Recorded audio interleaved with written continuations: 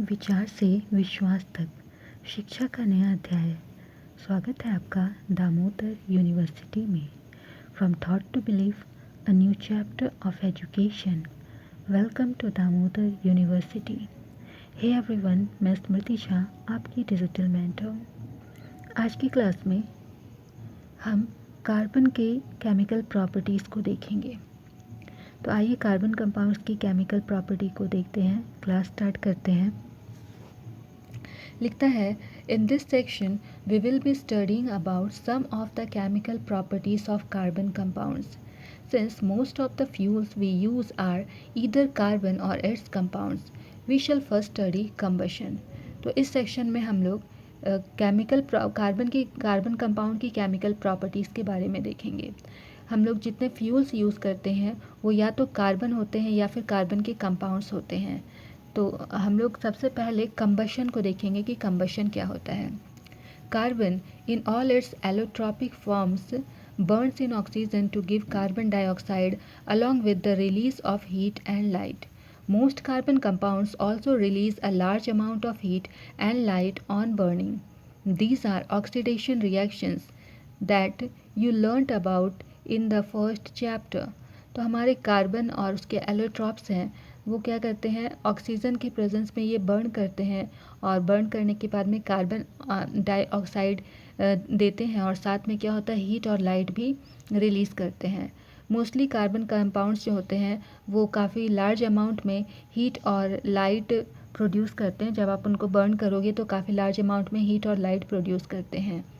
तो इस तरह के रिएक्शन जिसमें कि लाइट और हीट प्रोड्यूस होता है, इसको ऑक्सीडेशन रिएक्शंस के नाम से भी जानते हैं। तो इसके बारे में हम ऑलरेडी फर्स्ट चैप्टर में हम पढ़ चुके हैं। जैसे कार्बन है, ऑक्सीजन के साथ रिएक्ट करके कार्बन डाइऑक्साइड बना रहा है और साथ में हीट और लाइट भी प्रोड्यूस कर रहा है।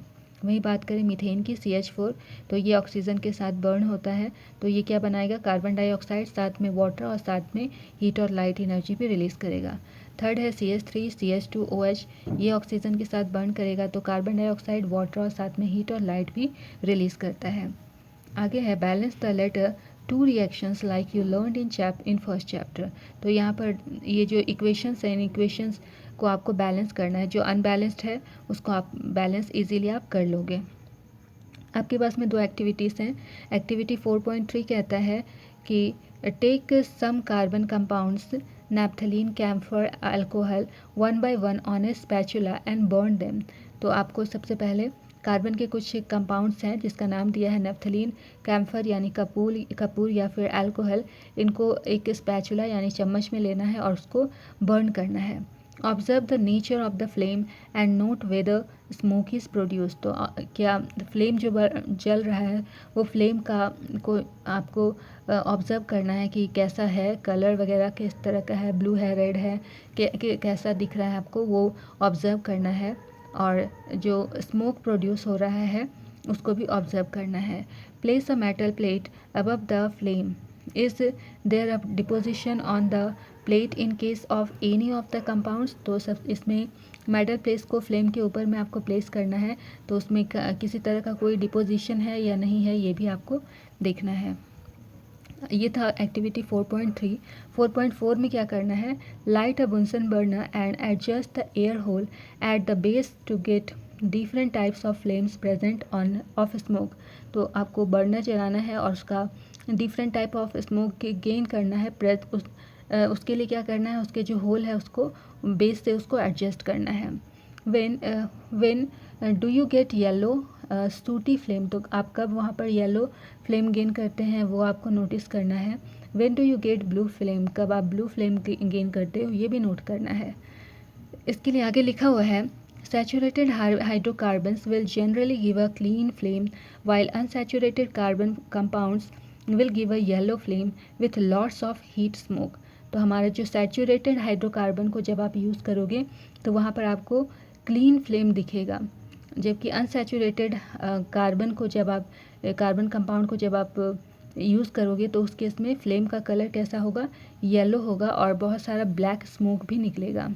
दिस रिजल्ट इन अ सूटी deposit, This results in a sooty deposit on the metal plate in activity 4.3. However, limiting the supply of air results in incomplete combustion of even saturated hydrocarbons giving a sooty flame. तो यहाँ पर आपको सूटी flame देखने के लिए मिलेगा और साथ में ये जो कंबशन होगा वो इनकम्प्लीट होगा, इस वजह से आपको कुछ कंपाउंड्स वहाँ पर आपको कलेक्ट हुए आपको दिखलाई देंगे. The gas kerosene stove used at home has inlets for air so that a sufficient oxygen-rich mixture is burned to give a clean blue flame. तो जो गैस या फिर केरोसिन स्टोव हम लोग यूज़ करते हैं घर पर, वहाँ पे इनलेट्स, एयर के इनलेट्स बने हुए होते हैं ताकि सफिशिएंट अमाउंट में वहाँ पर ऑक्सीजन रिच मिक्सचर वहाँ पर जा सके और इसकी वजह से क्या होगा, हमें क्लीन ब्लू फ्लेम मिलता है. If you observe the bottoms of cooking vessels getting blackened, it means that the air holes are blocked and fuel is getting wasted. तो अगर आप जो बर्तन आप यूज़ कर रहे हैं खाना बनाने के लिए, उस बर्तन पे अगर ब्लैक कलर की कोटिंग आपको दिखने लगती है तो इसका मतलब उसका बर्तन, वो जो फ्लेम वहाँ पर यूज़ हो रहा है या फिर आपने चूल्हा यूज़ किया है तो वहाँ पर जो है एयर होल्स आपके मतलब ब्लॉक हो गए होंगे. गैस चूल्हा यूज़ करते हैं तो कभी कभी ऐसा होता है कि आपका बर्तन ब्लैक पड़ जाता है, तो इसका मतलब जो है आपका जो चूल्हा है उसका एयर होल जो है वो ब्लॉक हो गया है. इस वजह से वहाँ पर जो फ्यूल है जो आप यूज़ कर रहे हैं वहाँ पर फ्यूल की भी वेस्टिंग हो रही है. Fuels such as coal and petroleum have some amount of nitrogen and sulfur in them. तो फ्यूल्स जो आप यूज़ करते हैं, चाहे वो कोयला हो या पेट्रोलियम हो, उनमें कुछ अमाउंट में नाइट्रोजन और सल्फर भी प्रेजेंट होता है. Their combustion results in the formation of oxides of sulfur and nitrogen which are major pollutants in environment. तो जब आप इनको जलाते हैं तो इसकी वजह से क्या होता है, सल्फ़र और नाइट्रोजन के ऑक्साइड्स फॉर्म होते हैं, जिस वजह से हमारा जो वातावरण है, इन्वायरमेंट में है पॉल्यूशन, ये सब जो सल्फ़र के ऑक्साइड्स और नाइट्रोजन के ऑक्साइड्स बने, ये पॉल्यूटेंट का काम करते हैं, इन्वायरमेंट को पॉल्यूट करते हैं ये लोग. आगे है डू यू नो सेक्शन में लिखा है why do substances burn with और विदाउट फ्लेम. तो कुछ सब्सटेंसेस जो हैं वो बिना फ्लेम के भी जल जाते हैं, कुछ सब्सटेंसेस जो हैं फ्लेम के साथ जलते हैं. तो ऐसा क्यों होता है? Have you ever observed either a coal or a wood fire. क्या आपने कभी लकड़ी या फिर कोयले को जलते हुए आपने देखा है? If not, the next time you get a chance, take close note to what happens when the wood or coal start to burn. अगर नहीं देखा है तो कभी कोशिश करो और ध्यान से देखो कि जब लकड़ी जलता है तब क्या होता है और जब कोयला जलता है तो क्या होता है. You have seen above that a candle or the LPG in the gas stove burns with a flame. तो आपने कैंडल और LPG को तो जलते हुए देखा होगा. तो यहाँ पर ये लोग जब जलते हैं तो क्या होता है, यहाँ पर इनको जलाते हो तो यहाँ पर एक फ्लेम आपको दिखाई पड़ती है. However, you will observe the coal or charcoal in an angeethi sometimes just glow red and gives out heat without a flame. तो वहीं कहीं आप अंगीठी की बात करो या कोयले की बात करो, चूल्हा पर जब खाना बनता है तो कोयला वाले चूल्हा पे खाना बनाओगे तो वहाँ पर किसी तरह का कोई फ्लेम नहीं दिखाई देगा, बस वो रेड कलर का आपको दिखाई देता है और उससे यहाँ पर हीट जनरेट होता है. This is because a flame is only produced when gaseous substances burn. ऐसा इसलिए होता है क्योंकि फ्लेम तभी प्रोड्यूस होगा जब कोई गैसियस सब्सटेंसेस जलता है. When wood or charcoal is ignited, the volatile substances present vaporizes and burn with a flame in the beginning. तो जब आप लकड़ी या फिर कोयला जलाते हो तो उस केस में क्या होता है, इसके जो वोलाटाइल सब्सटेंसेस प्रेजेंट होते हैं उसमें वो वेपर के फॉर्म में चले जाते हैं और साथ में क्या होता है, बर्न करते हैं. इनिशियली जब आप जलाते हो तो उस टाइम में क्या होता है, इनिशियली बर्न करता है फ्लेम के साथ में, फिर धीरे धीरे क्या होता है, सब वेपोराइज हो जाता है और आपको बस रेड कलर का आपको वहाँ पर बिना फ्लेम का आपको दिखाई पड़ेगा और उस रेड कलर के सब्सटेंस में बस ग्लोइंग सब्सटेंस दिखा देगा और वहाँ से हीट प्रोड्यूस होता है. Luminous flame is seen when the atoms of the gaseous substances are heated and start to glow.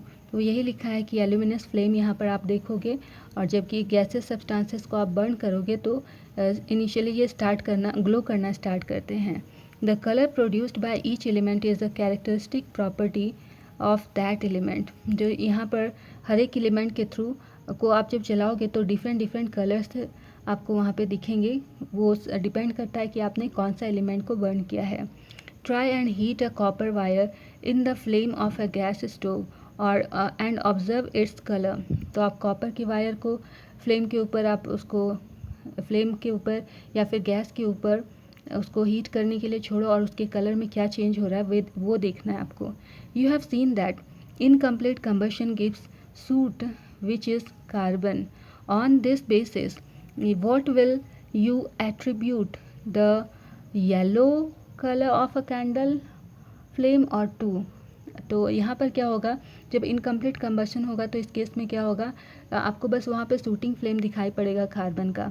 तो यही चीज़ लिखा है। आगे लिखा है formation of coal and petroleum. तो कोयला और पेट्रोलियम कैसे बनता है। Coal and petroleum have been formed from biomass, which has been subjected to various biological and geological processes. तो कोल और पेट्रोलियम बायोमास से बनता है, जो कि बहुत सारे बायोलॉजिकल और जियोलॉजिकल प्रोसेस से गुजरने के बाद बनता है। Coal is the remains of trees, ferns and other plants and that lived millions of years ago. तो काफ़ी मिलियंस ऑफ ईयर्स अगो की बात है कि वहाँ पर सब्सटेंसेस जो है वो ट्रीज हो गए, फर्न्स हो गए, ये सब ज़मीन के अंदर दबे हुए हैं और इनको बनने में काफ़ी सालों का समय लगता है। These were crushed into the earth perhaps by earthquakes और वॉल्केनिक इरप्शंस। तो अर्थक्वेक आए होंगे, कभी वॉल्केनिक इरप्शंस हुए होंगे, तो ये सभी चीज़ें ना अर्थ के क्रस्ट में जाकर के दब गई हैं। They were pressed down by layers of earth rock. तो ये अर्थ रॉक्स के लेयर्स में बहुत जाकर नीचे जाकर के ये सभी इकट्ठा हो गई थी। दे स्लोली डिकेड इनटू कोल। धीरे धीरे ये सड़ने गलने के बाद, डीके होने के बाद ये कोल में कन्वर्ट हो गई। Oil and gas are the remains of millions of tiny plants and animals that lived in the sea. तो ऑयल्स और गैसेस क्या होते हैं, ये सब कहाँ से आते हैं, ये सारे रिमेन्स हैं किस चीज़ के, टाइनी प्लांट्स और एनिमल्स के, जो काफ़ी मिलियंस ऑफ ईयर्स के बाद में, मिलियंस ऑफ ईयर्स से क्या होता है, सी में ये डीके होते रहते हैं और उसके बाद ये हमें मिलते हैं। When they died their bodies sank to the sea bed and were covered by silt. जब ये सब मर जाते हैं, प्लांट्स वगैरह मतलब प्लांट हो गए और अंडर वाटर जितने एनिमल्स हैं ये सब मरते हैं, तो क्या होता है, धीरे धीरे सी बेड में चले जाते हैं और उसके बाद में वो कवर हो जाते हैं by silt. Bacteria attack the dead remains turning them into oil and gas under the high pressure they were being subjected to. Meanwhile they were being subjected to, यानी कि जब ये एकदम मतलब अर्थ में नीचे जा कर के जब बैठ जाते हैं तो ये काफ़ी इनको हाई टेम्परेचर और हाई प्रेशर में ये बैक्टीरिया के प्रेजेंस में ये चेंज हो करके धीरे धीरे ऑयल और गैसेस में चेंज हो जाते हैं। Meanwhile the silt was slowly compressed into rock. तो यहाँ सिल्ट कैसे बनता है, स्लोली क्या होता है, ये कंप्रेस होकर के रॉक में बदल जाता है। The oil and gas speeded into the porous parts of the rock and got trapped like water in a sponge. Can you guess why coal and petroleum are called fossil fuels? तो oil और gas इसी तरह से बनते हैं, धीरे धीरे rock में धीरे धीरे जा कर के इकट्ठा होते हैं और इस तरह से बनते हैं। तो आप यहाँ पर गेस कर सकते हैं कि कोल और पेट्रोलियम को हम लोग फॉसिल फ्यूल क्यों कहते हैं। नेक्स्ट टॉपिक हमारा है ऑक्सीडेशन। इसके लिए सबसे पहले आपके पास में एक एक्टिविटी दी गई है। एक्टिविटी में कहता है take about 3 millilitre of ethanol in a test tube and warm it gently in water bath. तो एक वाटर बाथ में 3 मिलीलीटर इथेनॉल को टेस्ट ट्यूब में लेकर के उसे गर्म करना है। Add a 5% solution of alkaline potassium permanganate drop by drop this solution. तो इसमें 5% सॉल्यूशन डालना है। अब 5% अल्कलाइन पोटेशियम परमैंगनेट इसमें ड्रॉप बाय ड्रॉप करके डालना है सॉल्यूशन में। Does the colour of potassium permanganate persist when it is added initially, तो इनिशियली क्या इसका कलर जैसा था वैसा ही है या कुछ चेंज हुआ है। Why does the colour of potassium permanganate not disappear when excess is added, तो कलर इसका डिसअपियर नहीं हुआ था, तो ऐसा क्यों हुआ था। तो देखते हैं क्या होता है। You have learnt about oxidation reaction in first chapter. Carbon compound can be easily oxidized on combustion. तो हम ऑलरेडी पढ़ चुके हैं ऑक्सीडेशन रिडक्शन चैप्टर के बारे में। तो कार्बन कंपाउंड क्या होता है, जब इसको जलाया जाता है तो ये कम ईजिली ऑक्सीडाइज हो जाते हैं। In addition to this complete oxidation we have reactions in which alcohol are converted to carboxylic acid. तो हमारे पास में इस तरह के रिएक्शंस हैं जिसमें कि हमारा अल्कोहल ये है कार्बोक्सिलिक एसिड में कन्वर्ट हो जाता है। तो ये हमारा है अल्कोहल, तो ये है CH3CH2OH। जब हमने इसे हीट किया है तो हीट करने के बाद में ये किस चीज़ में चेंज हो गया है, CH3COOH में। We see that some substances are capable of adding oxygen to others, तो कुछ सब्सटेंसेस ऑक्सीजन को ऐड करते हैं। These substances are known as oxidising agent, तो ऐसे सब्सटेंसेस को क्या कहते हैं, oxidising agent. Alkaline potassium permanganate or acidic potassium dichromate are oxidizing alcohols to acid, that is adding oxygen to the starting material। तो हमारे पास में alkaline potassium permanganate है या फिर इसी को हम एसिडिफाइड पोटेशियम डाइक्रोमेट कहते हैं। ये क्या है, ऑक्सीडाइजिंग एसिड्स है। ये ऑक्सीडाइजिंग एजेंट की तरह यहाँ पर काम करता है। ये क्या करता है, अल्कोहल को ऑक्सीडाइज करता है एसिड में। कैसे करता है, ये क्या करता है, ऑक्सीजन को ऐड करता है, स्टार्टिंग मटेरियल जो होते हैं इसके पास में वहाँ ऑक्सीजन को उसमें ऐड कर देता है। Hence they are known as oxidising agents, इसीलिए इसे हम ऑक्सीडाइजिंग एजेंट के नाम से जानते हैं। फिर हमारे पास में है एडिशन रिएक्शन। डिफरेंट टाइप के रिएक्शंस होते हैं, तो ये है एडिशन रिएक्शन। इसमें क्या होता है, unsaturated hydrocarbons add hydrogen in the presence of catalyst such as palladium or nickel to give saturated hydrocarbons. तो सैचुरेटेड हाइड्रोकार्बन बनाने के लिए क्या होता है, अनसैचुरेटेड हाइड्रोकार्बन में हाइड्रोजन को कैटलिस्ट के प्रेजेंस में इसे ऐड किया जाता है। Catalysts are substances that cause a reaction to occur or proceed at different rate without the reaction itself being affected। तो कैटलिस्ट क्या होता है, ऐसे सब्सटेंसेस होते हैं जो रिएक्शन में ये हेल्प करते हैं बिना अपने आप को इसमें किसी तरह का इन्वॉल्वमेंट शो किए हुए ये वर्क करते हैं, तो इसे हम कैटलिस्ट कहते हैं। This reaction is commonly used in hydrogenation of vegetable oils using a nickel crystal। तो ये रिएक्शन कॉमनली कहाँ यूज़ होता है, वेजिटेबल ऑयल्स के हाइड्रोजिनेशन में यूज़ होता है। तो यहाँ पर इसमें कैसे यूज़ करते हैं, इसको निकल को कैटलिस्ट के फॉर्म में यहाँ पर यूज़ किया जाता है।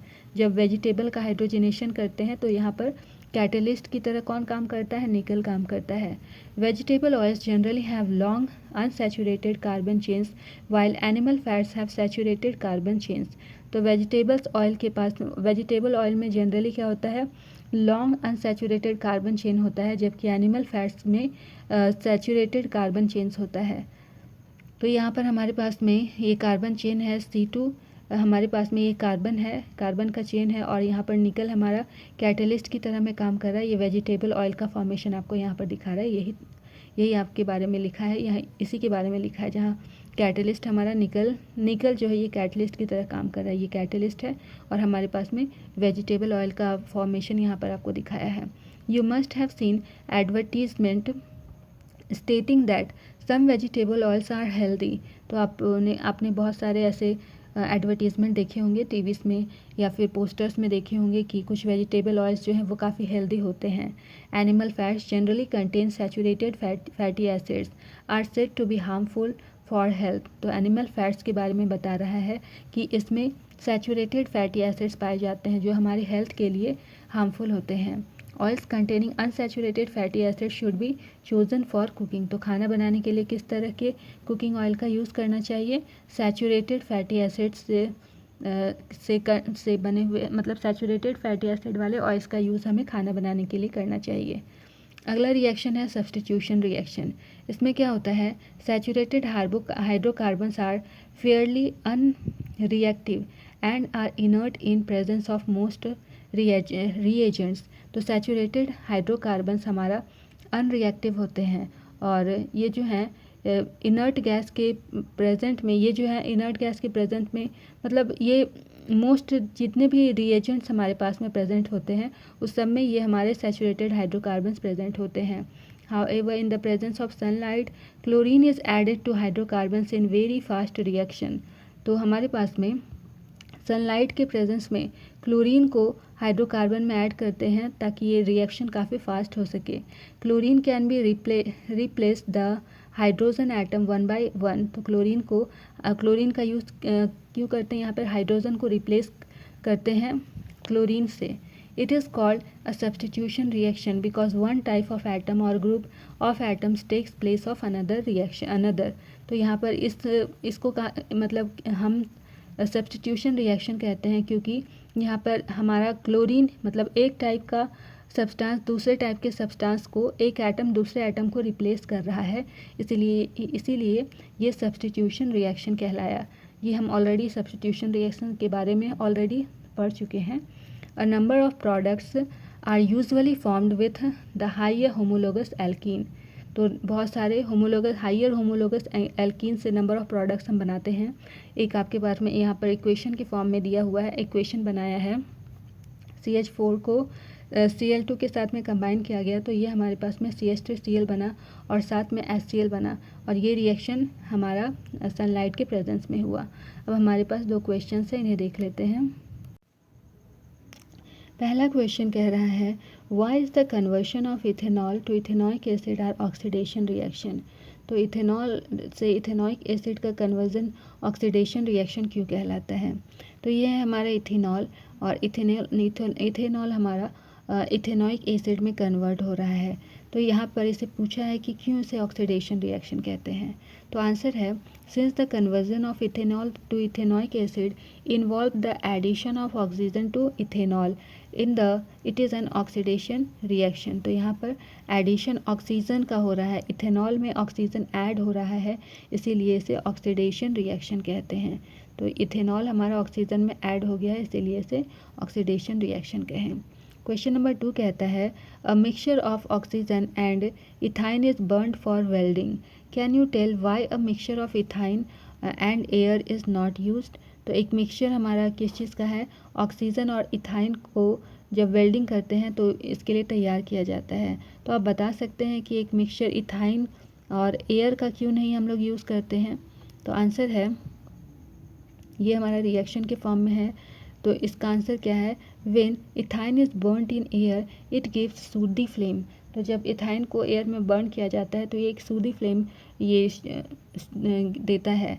This is due to the incomplete combustion. ये जो सूदी फ्लेम आता है क्यों आता है, क्योंकि यहाँ पर इनकम्प्लीट कंबशन हुआ था किसके थ्रू, ये लिमिटेड सप्लाई, एयर का लिमिटेड सप्लाई होने की वजह से इनकम्प्लीट कंबशन हुआ था। However, if ethine is burnt with oxygen, it gives a clean flame with temperature 3000 degree Celsius because of complete combustion। तो यहाँ इथाइन की बात कर रही है। इथाइन को जब ऑक्सीजन के प्रेजेंस में बर्न किया जाता है तो ये क्लीन फ्लेम आपको देता है।